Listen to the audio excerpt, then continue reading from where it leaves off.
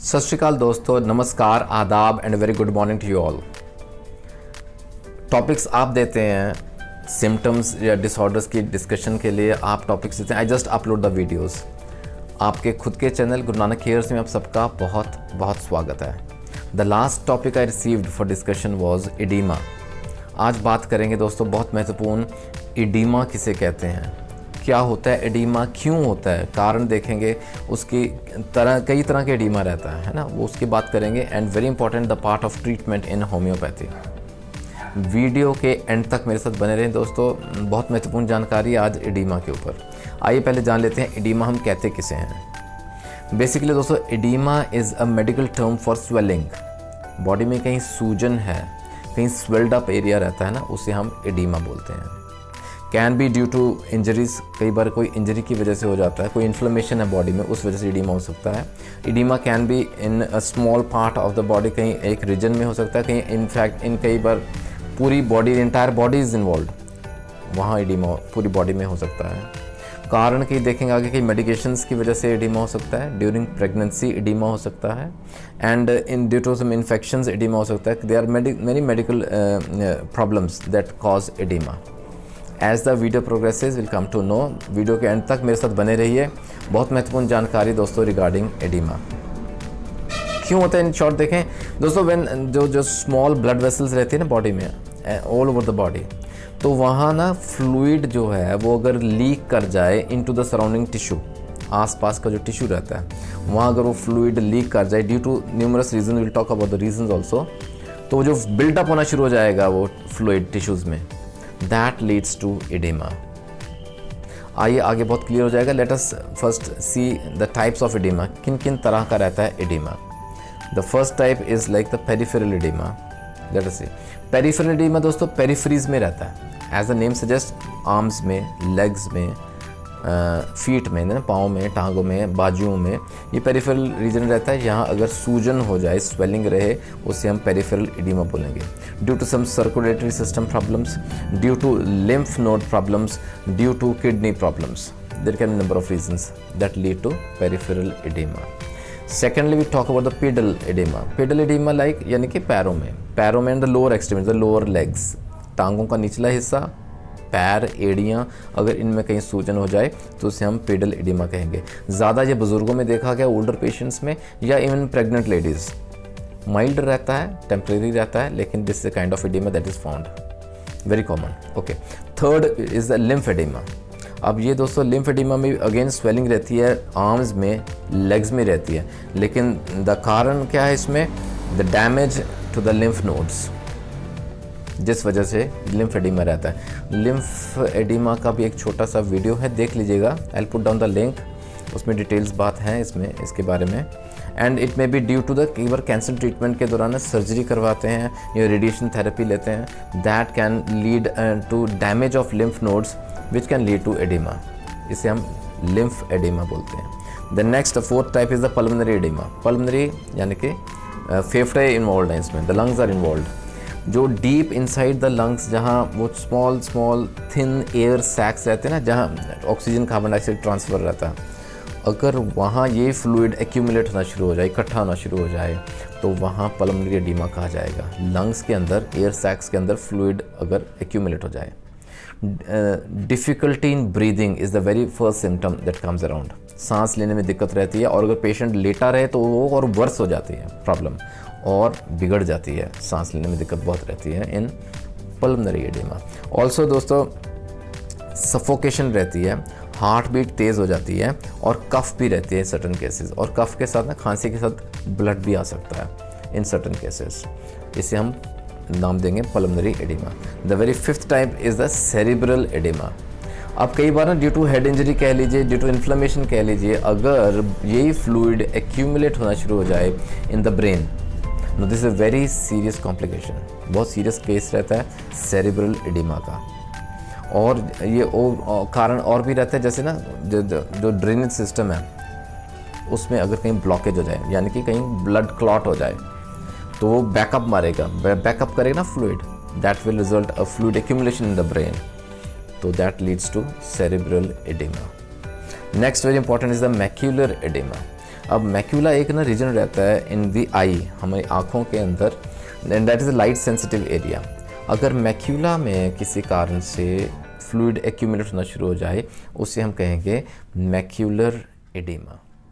Oedema के क्या कारण रहते हैं? Late us see the causes of oedema, है ना। एक तो सिंपल एडिमा रहता है, कई बार रहता है ना कि चलते चलते जैसे पाँव मुड़ गया, है ना, एड़ी मुड़ गई, तो वहाँ ट्विस्टेड एंकल, वहाँ कई बार सूजन आ जाती है, एडिमा हो जाता है। कई बार बी स्टिंग कह लीजिए, कई बार मधुमक्खी के काटने से कुछ लिमिटेड एरिया में जैसे कि एडिमा हो जाता है, स्वेलिंग हो जाती है, दैट कैन बी अगेन। और कुछ स्किन इन्फेक्शन की वजह से भी सिंपल एडिमा हो सकता है। लेकिन कई बार ना complicated areas, complications arising out of oedema, उसके कारण देखते हैं। सबसे पहले लो एल्ब्यूमिन। एल्ब्यूमिन ब्लड में रहता है और कई बार एल्ब्यूमिन की मात्रा कम हो जाए या और प्रोटीन्स की मात्रा कम हो जाए, उस वजह से भी एडिमा हो जाता है दोस्तों। एडिमा, ये जो एल्ब्यूमिन रहता है, it acts like sponges in the blood vessels, वो ना फ्लूइड को इंटैक्ट रखता है, लीक नहीं। अगर एल्ब्यूमिन कम हो जाए तो fluid might get leaked into the surrounding tissues, तो उस वजह से भी इट लीड्स टू एडिमा। और सेकंड कारण दोस्तों एलर्जिक रिएक्शन, ये बहुत कॉमन है। In response to some allergen, किसी तरह का कोई एलर्जन हो, कई बार वो जब बॉडी में एंटर करता है तो नियर बाय जो टिश्यूज़ रहते हैं, ब्लड वेसल्स रहते हैं, वो टिश्यूज़ में फ्लूइड लीक कर जाता है अफेक्टेड एरिया में। हालांकि this is helpful to some extent, क्योंकि जो वो फ्लूइड इंटेक, जो फ्लूइड बढ़ जाता है ना, तो सूजन हो जाती है, ज़्यादा वहाँ स्वेलिंग हो जाएगी, तो WBC ज़्यादा पहुँच जाती हैं, so that they fight the infection. हालांकि it is an helpful condition, लेकिन कंट्रोल रहे तो बेहतर है। So this is very common, that is allergic reactions. Third very important cause is for oedema is the obstruction of flow. Blood flow कर रहा है, कहीं किसी कारण से कहीं कोई ऑब्स्ट्रक्शन, कोई रुकावट आ जाए उसमें, for example blood clot, that is very common thing. Blood clot अगर डीप वेन्स में हो जाए ना, वो बहुत सीरियस कंडीशन हो जाती है दोस्तों। That can cause oedema, that can cause tumour as well. तो ड्रेनेज ऑफ फ्लूइड अगर कहीं ब्लॉकेज हो जाए, that leads to oedema. Next very important is critical illness. कई बार बहुत क्रिटिकल कंडीशंस रहती हैं, कोई क्रिटिकल बर्न्स केस है, वहाँ एडिमा हो सकता है, सूजन पूरी बॉडी में हो सकती है। Then because of life threatening complications, infections कई बार इतनी ज़्यादा हो जाती हैं, that lead to oedema. Then next very important cause is CHF, congestive heart failure. इसके ऊपर भी एक वीडियो है, for in case if you need detailed information that, मैं लिंक डाल देता हूँ, ज़रूर देख लीजिएगा।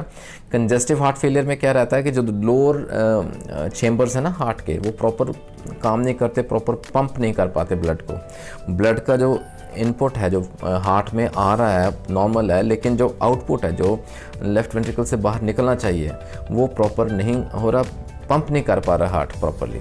तो उससे क्या होगा, वो फ्लूइड एक्यूमुलेट होता जाएगा, that leads to congestive heart failure. आगे एक और देखें दोस्तों, लिवर डिजीज़ की वजह से भी एडिमा हो सकता है, because of very serious liver disease, for example liver cirrhosis. Now that can lead to low albumin levels in the blood and that can lead to oedema. Kidney disease की वजह से दोस्तों, that is another very common cause of oedema. Nephrotic syndrome याद रखिए यहाँ, वो lead करता है to severe leg oedema due to kidney disease, right. Next very important is pregnancy, that हमने बात की, हमने माइल्ड एडिमा रहता है ज़रूर लेग्स में और समय के साथ ठीक हो जाता है, दैट इज़, लेकिन एक कारण ये भी रहता है एडिमा का। Then head trauma is another. So head trauma, अगर सिर की कहीं चोट है, हेड इंजरी है ट्रॉमा की वजह से, तो ये that can lead to cerebral oedema, जैसे हमने शुरू में बात की। और there are certain medications, allopathy में कई ऐसी दवाएं आती हैं जिनका साइड इफ़ेक्ट कह लीजिए, that can lead to oedema. For example बहुत common non steroidal anti inflammatory drugs, NSAIDs जिसे हम बोलते हैं, pain killers, they have got numerous side effects, उनमें से एडिमा भी एक रहता है। Apart from that calcium channel blockers देते हैं for heart patients, blood pressure को कंट्रोल करने के लिए, उसके भी साइड इफ़ेक्ट्स में एडिमा हो सकता है। एंड देन स्टीरॉयड्स, कॉर्टिकोस्टेरॉइड्स के बाद यूज़ करते हैं, तो that can also lead to oedema.